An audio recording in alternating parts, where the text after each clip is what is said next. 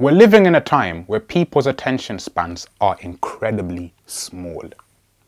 In this video, I'm going to be going through what you can do to speak in such a way that people will listen to you until you've finished speaking, even with such small attention spans.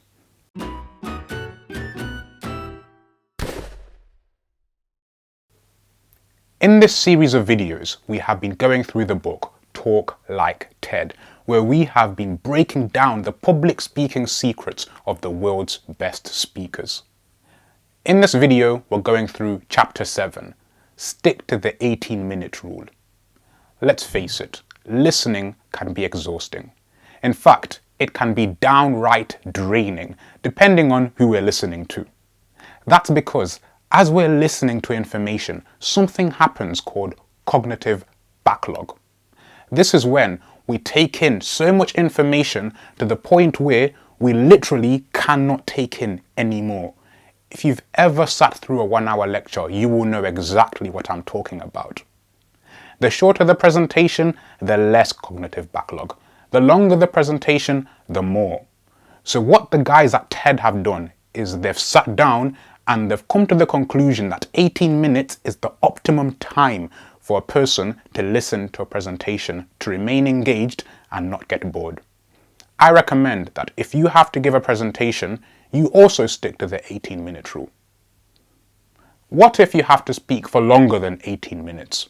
Well, what you can do is you can build in soft breaks. These are moments in your presentation where you will cover less mentally taxing material. So you might tell a story or show a video or give a demonstration. The point of this is to give your audience a break from all that brain work and give them something which requires a little less. And then you can proceed with your presentation when they are recharged and ready to go. What you have to do is make sure you don't pick something which is completely unrelated. Make it related. If you're giving a presentation about the rainforest or about preserving the environment, don't show a video about football or dancing cats. Keep it relevant, put them in frequently, and your audience will stick with you right until the very end. However, if you can speak for 18 minutes, make sure you go for that option. Point number 2, use the rule of 3. I'm going to be honest here and put my hands up. I am guilty of using and abusing this rule to the death. And the reason I do it is because it is so powerful. The rule of 3 is when we hear phrases which are 3 words or 3 sentences together.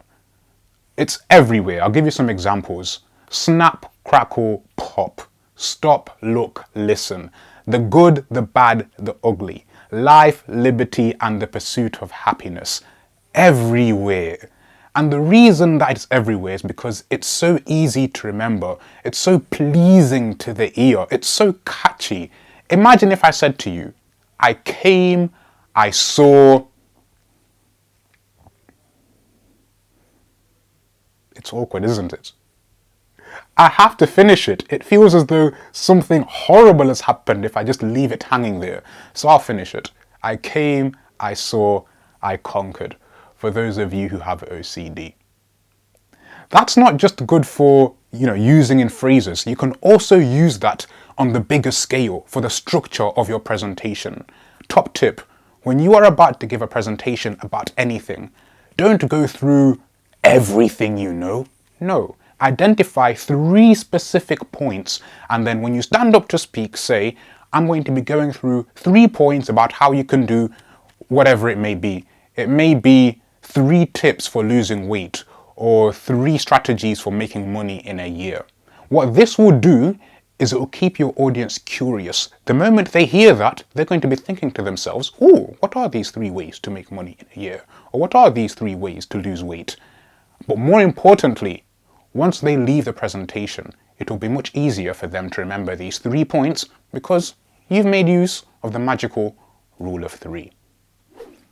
The third point is use a logical structure. It's not enough just to make 3 points. Anybody can make points, but you have to substantiate those points with evidence. If you're watching this in the UK, you will remember that your English GCSE teacher probably went on and on and on about point evidence explanation, point evidence explanation, point evidence explanation, or PEE. And the reason they did that is because it actually works. That's right, PEE actually works. If you just make a point, it's just a point in space. Anybody can make a point, but your audience want to know, what is the evidence which supports this point? So you give a statistic, a story, or an example showing that the point you have made is true. And then finally, why do your audience care? Why is this important? Why is this significant? You explain the point. Point, evidence, explanation. If you stick to this structure, your speech or presentation will flow so beautifully and your audience will stick with you. To conclude, we have covered 3 things which you can do to speak in such a way to hold the attention of your audience all the way until the very end. Point number 1 was be considerate with your timing. Point number 2 was use the rule of 3.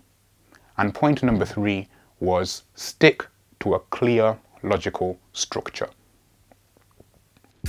Thank you for watching this video. Remember to like, comment and subscribe, and definitely follow us on Instagram, where we will be holding a live Q&A on the content discussed in this video. So if you do have any questions, leave them in the comments below. Until then, see you next time for chapter 8.